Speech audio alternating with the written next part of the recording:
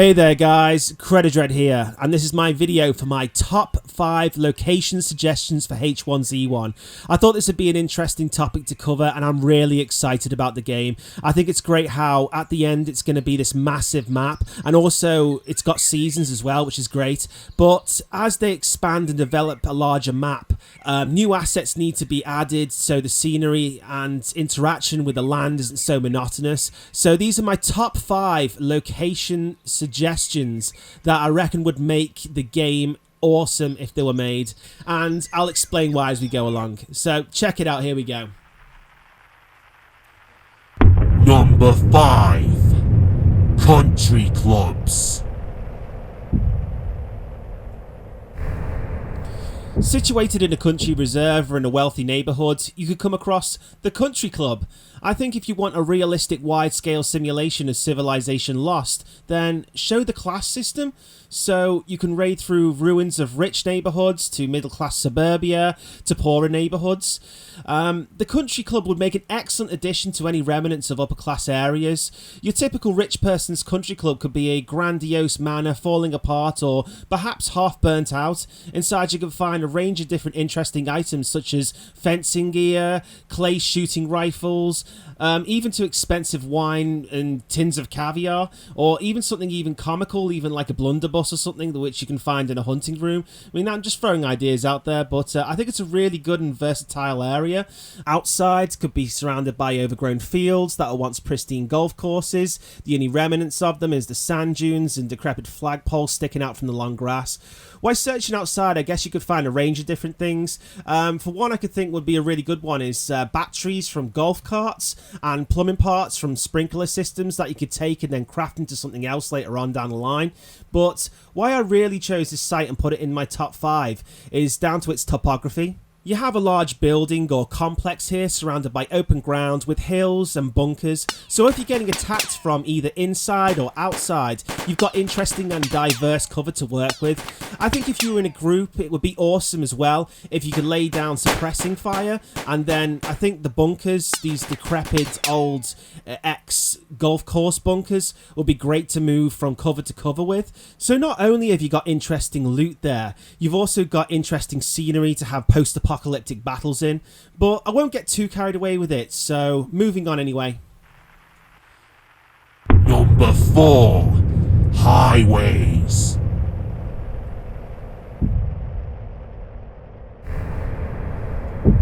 I personally feel that if the H1Z1 map is going to be of a massive scale and is based in America, this is an absolute must. I can't stress how awesome this would be, having proper 4 to 6 lane highways. Rural roads are good, and they kind of give that feel that you don't know what's around the corner, and it's very Blackwater country. But if people want to travel long distances, they should be able to get to regions quicker by using the highways. These would offer wide, straight roads where you're able to get to higher speeds and cut through difficult terrain. But not only that, but places where you can really push your vehicle to its absolute limits and really discover what the stats of the vehicles are. But in the post-apocalypse, taking the highway carries major risks. I do think certain parts should be open road for travel, so you can really get up to those high speeds, but parts should be clogged up with abandoned cars to pile-ups where cars lost control. So it comes with challenges. This could make the throughways narrow to maze-like to impassable, or maybe cars contain loot in mass clusters that they attract zombies or other players. And that brings me to the biggest threat: highway bandits. If you have long straight roads for faster travel, you're going to have to risk crossing people who make their living off toll roads and stand and deliver. And in some cases, you're going to have to pay the toll and sell your soul. That's if you surrender to their mercy, of course. But if you try to escape, the highway offers grounds for high-speed chases. Now, I know this is only speculatory, but I reckon with movies like Mad Max and The Rover coming out, this is going to create an interest in apocalyptic high-speed car chases and car pursuits. So, if the highways were put in, it would be something good to develop while on the trend. But also, what would really make it interesting would be including things like overpasses and large bridges to off-ramps that connect to other routes. As the infrastructure hasn't been maintained, they're falling to pieces, so on your travels you might have to risk crossing bridges with parts missing, unstable, to cars hanging off them, and things like this would give players options whether to risk going over the bridge or having to back up and go around the long way and just deal with the difficult terrain instead of crossing the bridge. So yeah, so maybe this would encourage the need for travel with convoys and scouts when using the highways as well, as it's really dangerous and there's lots of people about, so you kind of got to travel far to get something or get to where you're going. It's like, yeah, okay, well, we'll get a group together and we'll all go in cars, and I think that would be a really good idea. It's just a really good feature, and it'll be really instrumental in the game.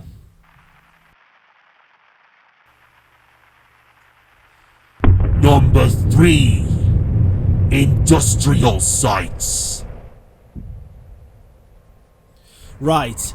I'm not talking about Little Simon Cement Works that has a few silos in a warehouse. I'm talking about big, bad chemical works to refinery complexes with multi-story cracking towers. The places that are huge, dangerous, dark and creepy. You've got industrial waste spilling out of broken pipes and silos, rusty, oily stairways to dark hallways of industrial machinery. The kind of place that if you had a firefight in, you'd risk punching silos and unleashing flammable liquids to toxic gases. You could raid these types of sites for heavy machine parts, but more importantly for fuel and chemicals you could utilise. It's kind of endgame stuff, but if you run a big community or base, you're going to need fuel. Fuel for your cars, generators, cooking, heating. It depends on how detailed the game gets. But anyway, if you restock your fuel reserves, or you need to restock them, you may have to go on fuel runs with tanker trucks and escorts to these sites. Perhaps the sites themselves could be fortified to give chemicals and fuel resources to clans and groups, though that's depending on how organised people get. However, finding an industrial site intact could be rare, as others in the area could be competing with you, trolling you, or just destroying things for the lols. So, with a site full of flammable liquids, a gang could band together and blow it up. Yay! There's going to be a lot of arson in this game, and this is probably going to make the industrial site, if it comes in, the Mac Daddy of arson jobs, with the consequences being that the site gets put out of action for a period of time until it respawns. Number 2. Radio stations. A radio station in the hills would make an excellent little base for groups to hold up in, but it's really in its top 5 for the potential to broadcast, the theory being that a group fixes the antenna or restores a built-in generator, giving the station the power to broadcast a certain distance. Of course, you can't run a radio station in-game 24/7, but what would be interesting is the ability to record a message and put it on a loop. On the receiving side, I think that what would be a good idea is if you could salvage a car radio, put it in your car, and if you're travelling a distance or to a different area, you could turn on the car radio and receive the message for that area. So the message could be anything. It could be a warning that you're entering a clan territory and you could be shot on sight. It could be an invitation that a big community has been established in the area and they have a fortified town that can offer trade and sanctuary. Or it could just be something really, really creepy that some guys just left for the lols, like something that Colonel Kurtz would say.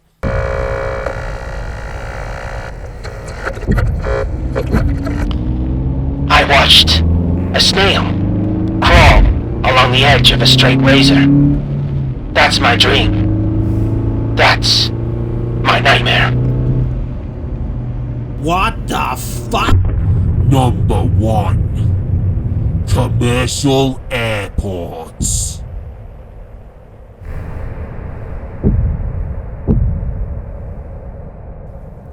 Now, there are other smaller civilian airports in zombie games, but none have gone as far as making full-size commercial airports.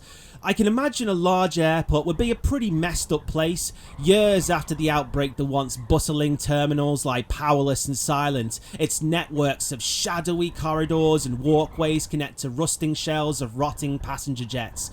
Burnt out planes litter the runways as aircrafts tried to escape in the panic as the airport became overrun by infected. Weathered luggage still sits on the loading carts on the cracking tarmac, the belongings to perished passengers decaying while still buckled in their cramped seats.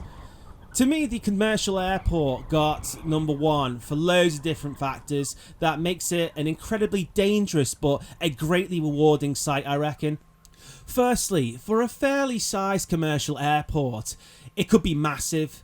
This will give you a better perspective of what I'm thinking about. I apologise for using maps from other games, but this is all I have to work with at the moment. So this is the Northwest Military Airfield in DayZ. It's big, but it's based around fighter jets and military aircraft. For large airports, such that cater for commercial flights, you're looking at something like this. So you've got larger runways for both arrival and departures, huge hangars that service planes up to Boeing 747 size, multi-storey car parks that hold long-stay vehicles with the walkways to the airport complexes itself. I know a lot of you are probably thinking, well, that is just stupidly massive, but if the game is going to be on the scale as they say it's going to be, then I'm quite confident that there's going to be enough space for something as epic as this. Now, regarding the dangers, it could be a very dangerous place to visit. Firstly, the zombies. When a country in real life collapses either through some encroaching war or some horrible catastrophe, the airport goes on meltdown because thousands of people are trying to escape at the same time. Hence, if a zombie infection spreads around an overcrowded airport and after it takes its toll, you're going to be left with a nasty horde or massive group of roaming zombies in the area. So that's just the first thing you've got to look out for. Secondly, I think it's a camping sniper's paradise. Airports this size are usually centered among flat open ground to make for no obstacle to low-flying aircraft or landing to taking off aircraft. So to get to the main terminal complex to loot the goodies, you could well have to run from cover to cover among plane wreckage to whatever's lying around. And this leads us on to the dangers of other players and bandits. The interiors could be so large that they could be a labyrinth of corridors and walkways and halls. The outsides are covered in wreckage, airport utilities, planes that you could walk in and out of or even hide in, even below deck or above deck to the cockpit. I reckon this is the kind of place as well that you should definitely come in a group because it's a really, really dangerous place and it's really widespread. Either that or you just don't care who lives or dies, or you just don't care about your life. But if you get there in one piece, well, what kind of loot could you come across? Well, the question is really, what not could you come across?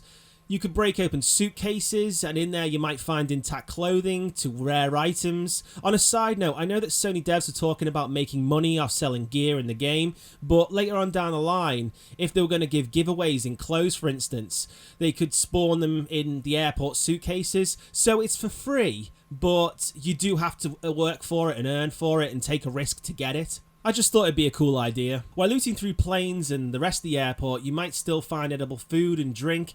I think what would be a very sought after loot you could get would be aircraft parts and electrics to even extracting aircraft fuel, either from the airport silo or somehow siphoning it from the ruined aeroplanes. This would be for an aircraft you could use. You could even find aircraft that you could fix up, like a helicopter or even small planes, but that's kind of endgame stuff. Also, there's a lot of car parks for long stays. You could find rare car parts here or have a greater chance of finding something that works, salvaging rare cars maybe, or even salvaging vehicles to carts used in the airport logistics and taking them for other purposes. So there's a lot of potential for the survival genre here, though I have no doubt a lot of work will have to go into a site like this, but you'll get a lot out of it in return. I mean, if you modelled a set of wrecked planes, it doesn't have to be applied to the airports. You could have plane crash sites dotted throughout the map, and survivors who get lost or they're just wandering through the sticks can come across them. So there's a lot of potential to just make stuff, for the airport, but you can also extend out with it as well. And that's my top 5. It's all concepts and pie in the sky, but if you liked it or agree with my suggestions, please rate up and leave a comment and let us know what you think. If you have any ideas yourselves of what you'd like to see in the future, put it in the box and explain why, and it'd be good to discuss it for future videos. Once again, all are blessed. I'm coming out all are blessed. Okay, once again, I'm coming out with more videos, so stay tuned, and yeah, guys, it's been Credit Dread. Take care out there.